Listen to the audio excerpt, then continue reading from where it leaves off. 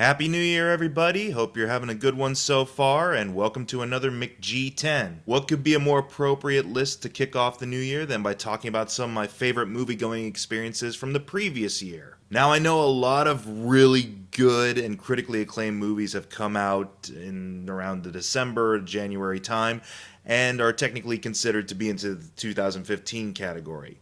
Unfortunately, I haven't been out to see a lot of movies lately since the holidays kicked off. So that means I haven't gone out to see things like Creed or The Revenant or The Hateful Eight and things like that. So there's probably going to be a bunch of really good movies that were released at the very tail end of 2015 that I am not fully in the know about yet, or at least I can't formulate a very solid opinion about them until I actually see them.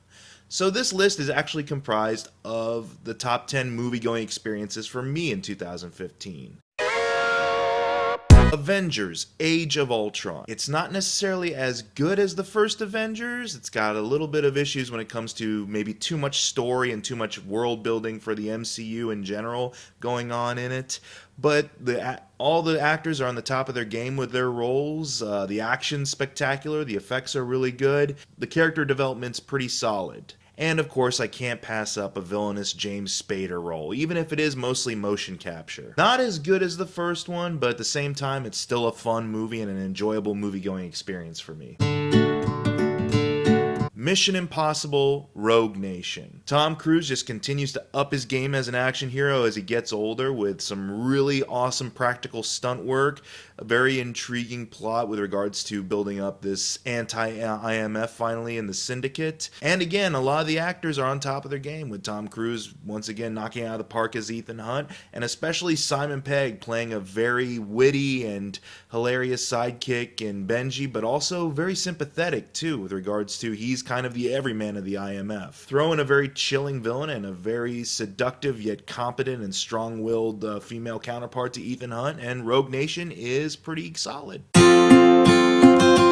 Inside Out. In a day and age where Pixar could run the risk of becoming complacent with its movies, Inside Out proves yet again why we love this company and love the stories they churn out so much. This movie has everything in it for kids. It's got the humor and the bubbly, brightness and colors that you'd expect in a Pixar movie, but also it's got a lot of themes that both children and adults can very much get into and actually get very deeply emotionally involved in. I know I was kind of on the verge of a lot of tears when I saw this movie finally, and it very much talks about the growing challenges we have as we get older and as we develop and as we start to understand the world a little bit more. Giving the emotions in a way and giving them kind of an understanding of what their role is in making someone a healthy and productive human being. And of course, Bing Bong. How can you not tear up at that last scene with Bing Bong? Oh my god, I'm almost tearing up now. It didn't have to be as emotionally complex or as wrecking as it was, but you know what? Pixar achieved it once again. Trainwreck. I had never really known much about Amy Schumer's sense of humor or I'd never really seen any of her live shows, or I'd never really watched much of Inside Amy Schumer. So for this to be kind of an introduction to Amy Schumer as kind of a leading lady for me, I think she did a phenomenal job. I really enjoyed this exploration of complicated relationships, and it was pretty hilarious too as we follow around this very emotionally stunted and kind of wreck of a person. That's where it gets its name from, Trainwreck. Judd Apatow runs a tight ship on this job directing, but Amy Schumer more than steals the show and lets us know this is kind of her own story and her personal, experience maybe shining through a little bit. You add in a very awesome supporting cast of Bill Hader, of Toni Collette, and LeBron James, demonstrating some comedic talent here and there. It's like, you know what? Go for it, LeBron. I'll back you on that. It's not just some kind of chick flick or gross out comedy. It's actually a pretty fun, adult, mature film about, learning to become committed to a monogamous relationship in a way. Actually, I should have probably been taking notes as the movie was going on. The Man from U.n.c.l.E. This isn't necessarily Guy Ritchie's strongest film or even his best film, and it's pretty run-of-the-mill spy sabotage stuff.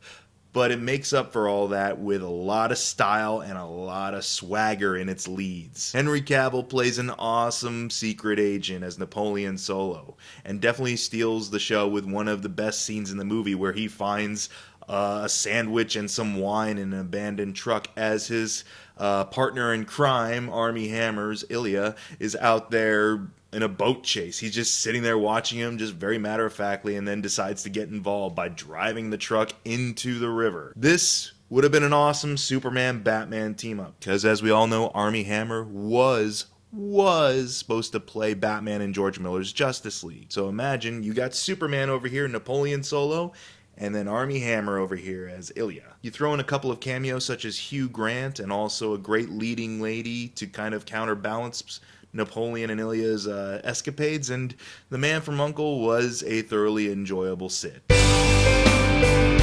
AntMan. This could have been the Marvel movie that broke the camel's back. This could have been the Marvel movie that could have turned out for worse, and why wouldn't it? With kind of the backstory, the true Hollywood story, as it were, of Edgar Wright leaving due to creative differences, getting on the director of Bring It On and other fare like that, who hasn't really proved himself yet with an action film, I feel, but with this one, he more than proved his mettle, as Ant-Man was the surprise Marvel hit. Like, I loved it more than Avengers, and it goes to show that Marvel isn't done being able to tell standalone character stories. This was basically Iron Man again, except with a dude who grows bigger and smaller. Paul Rudd is able to convey comedic sensibility and timing that he's always well known for, as well as become a fairly competent action hero. Evangeline Lilly is a great counterbalance to him with regards to her beginning to become the next Wasp. And even though we still run that same old formula of the Marvel villain doesn't make it past the first movie except for Loki,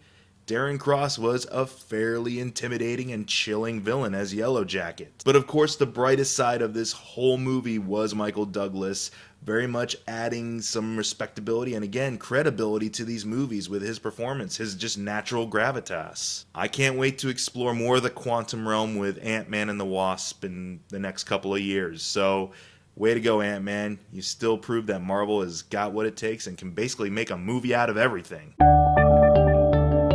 The Gift. This was a very dark, twisted, disturbing movie set in pretty much suburbia. Jason Bateman played a very duplicitous role here and was very good. It's the most straightforward role I've seen him in, where there's very little comedy to this character at all, and a lot of kind of his lighter moments are always kind of painted with some kind of sinister ulterior motive. And definitely Joel Edgerton, who wrote and directed this movie as well, crafts a very tight story with his performance of Gordo, this slightly mentally unhinged dude from Jason Bateman's past who comes back to basically kind of torment him about something he may or may not have done. And you can't help but feel some kind of sympathy for the only person in the movie, Jason Bateman's wife, who's kind of caught up in this chess game of mind games and, you know, and ulterior motives.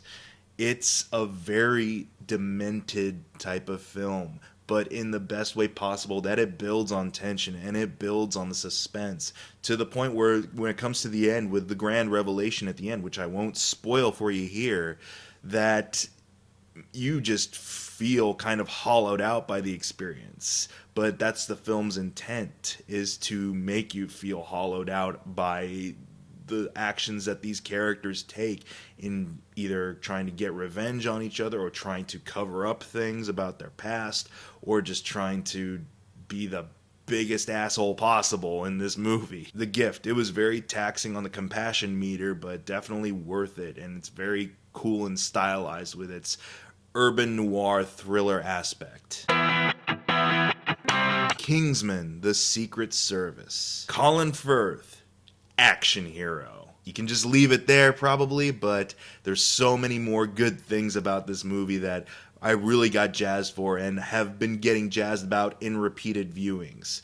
Colin Firth has his gentlemanly approach about it, has all the heft and demeanor of an upstanding British citizen, but then when shit gets real, like at the quote-unquote Westboro Baptist Church parallel. Man, he is awesome in those scenes. It is so cool to see this guy who portrayed King George VI, blasting mothers left and right with his gun and going up against Samuel L. Jackson with the lisp. At the same time, you've got great supporting characters in Michael Caine's Arthur and Mark Strong as Merlin in this awesome kind of secret service that I would love to be a part of, honestly, if it wasn't for all the backstabbing. But I think definitely the young protagonist, Eggsy, in this more than holds his own against all these veteran British actors who are just delivering this James Bondy meets Austin Powers meets Kick-Ass kind of dynamic, which makes sense because Matthew Vaughn was heavily involved in both Kick-Ass the movie and Kingsman the actual book. So kudos to you, sir, and kudos to Mark Millar for constantly delivering these awesome,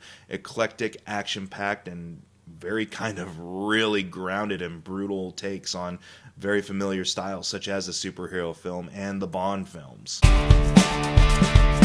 Star Wars The Force Awakens. You can take this movie apart all you want, haters. You can nitpick here and there. You can argue that Rey's nothing more than a Mary Sue. Nothing is going to dissuade me from the fact that this was my second favorite movie-going experience of the year. To the fact that I went and saw this movie 3 times in the theaters. And I hadn't done that with really any movies in the past year. Does it parallel a lot of our more nostalgic moments from the first trilogy? Of course it does. But I feel that's the intent of the film. It's to prove to this new audience that, hey, these new set of filmmakers have what it takes to deliver what you loved about the original movies, but still build off of them. Case in point, being able to incorporate the older characters with more new and actually very likable characters. Finn, Poe, Rey, Kylo Ren, these are all great starting points for these characters to kind of build their own mythologies and build their own strong fan bases. And whatever with that Rey's a Mary Sue thing, man. She more than holds her own in this film and demonstrates the struggle of the character through it. Not everything's a breeze for this character, and she sells it. She makes things believable with her struggle. And I'm looking forward to more of the mystery that unravels now. Without getting into too much of the spoilery stuff, because you can go see my spoiler-filled review already if you want that. I'm looking forward very much to what this new generation of filmmakers, who are essentially fanboys of these sci-fi and action franchises, what they can offer with their take. So kudos to you, Disney, kudos to you, Lucasfilm, and kudos to you, J.J. Abrams, for being able to kickstart this franchise again when it could have very well just wandered off into complacency at this point. You made a whole new generation of fans fall immediately in love with this galaxy from a long time ago and from far, far away.